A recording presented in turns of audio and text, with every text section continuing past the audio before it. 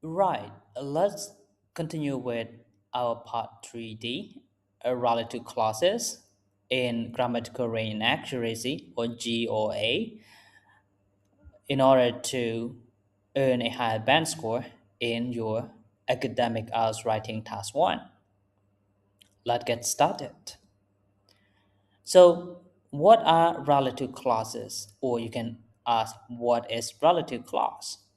Well, a relative clause is a subordinate clause that modifies nouns by adding essential information and or extra information about it.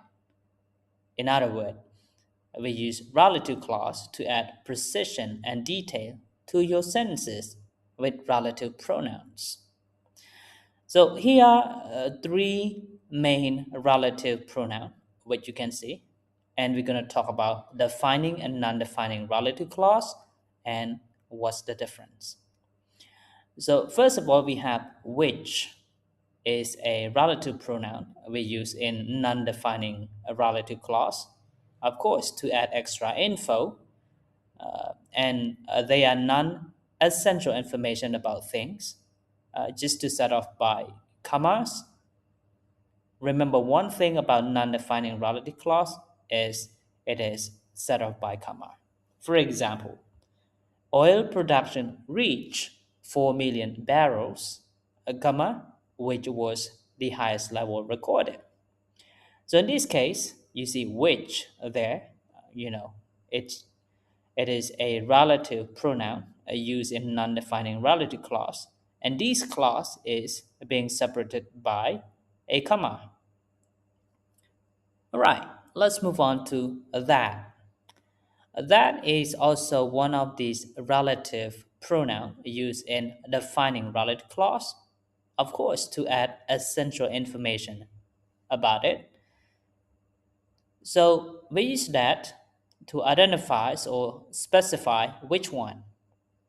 And of course, again, adding essential information to the sentence, meaning no commas. For example, the category that showed the greatest change was transportation.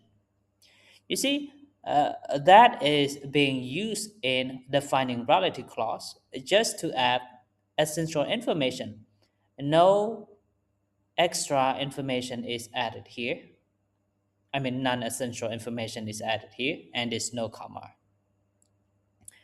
Okay, let's move on to number 3, where is one of the relative pronoun used to talk about places or situation in this case. It is used to describe location or situation or context. It can be defining or non-defining. It doesn't matter. So in this case, you tell me whether it's defining or non-defining after hearing the example. Urban areas, comma, which population density is highest, comma, showed the most growth.